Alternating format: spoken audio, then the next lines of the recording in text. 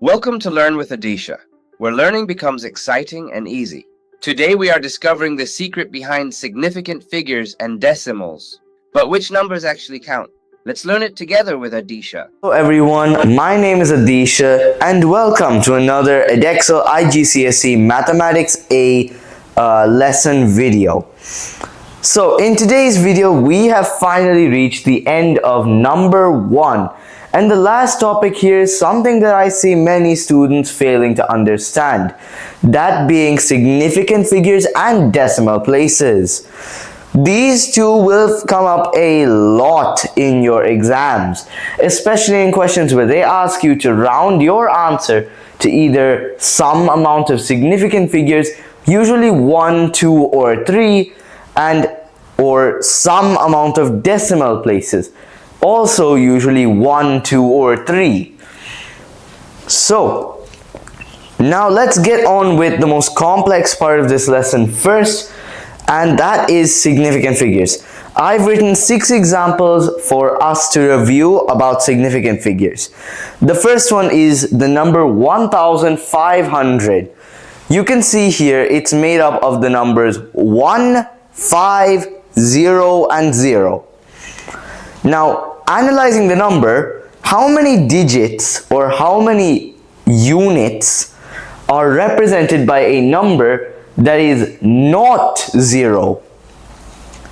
In 1500, 2 of those digits are not 0, and so we write this as 2 significant figures. The zeros at the back are not counted, but there are some exceptions which I will get to.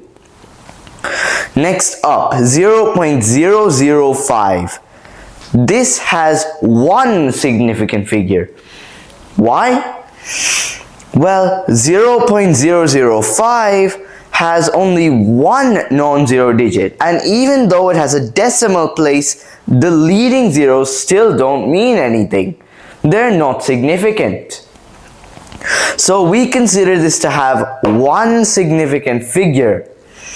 Next up, 296. 3 significant figures. Can you tell me why 296 has 3 significant figures? Well, that has to do with the reason that none of the digits are non-zero digits and there are 3 digits in total, coming up to 3 significant figures. Example number 4, 3.490. In example number 4, we see that there is 3, a decimal point, 4, 9, and 0. There are only 4 digits in total, and that is the number of significant figures. But you might notice something off.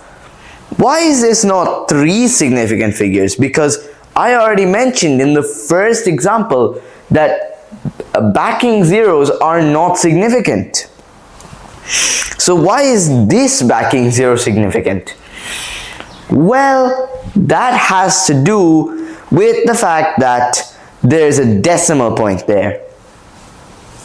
So next up, 00100, or 100 with 2 extra zeros on the front.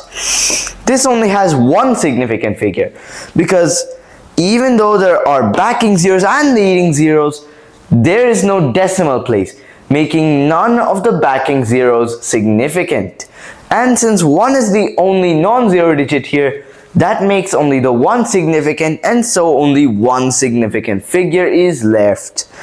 So, coming up to the last example, I will edit this one a little, and instead of 100 with 2 extra decimal points, let's write 100.10.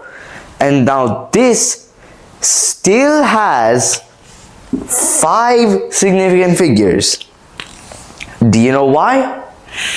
Well, here's the thing.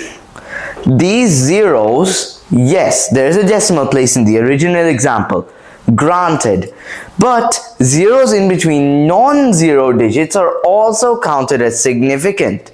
So even if I wrote 100 and let's say 6 Even if I wrote 106, that wouldn't have 5 significant figures, that would have 3.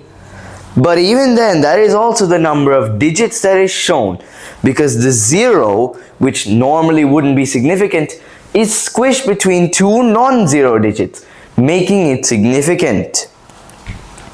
Now, let's move on to the actually easy part, the one that many of you have known for years now.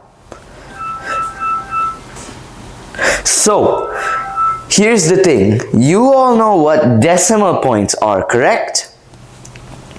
Well, they're basically decimals, obviously. But what exactly defines a decimal point? We know that decimal points are parts of decimal numbers. But what defines them and makes them different from other units? Well, take this example, 3.490. Now, I did use this for my significant figures example, but I will also show you how decimal points work. Now, here's the thing. Decimal points don't follow the same rules as significant figures. Instead, they follow just one rule. Whatever comes behind the decimal point or to the right of the decimal point is considered a decimal point. I don't know why they decide to give the decimal point and decimal point values the same name. But disregarding that, now that you know what exactly decimal points and significant figures are, let's check out how they're different. So normally here, this would still have 4 significant figures, right? 3, 4, 9, and 0. And the 0 is significant because a decimal point is present.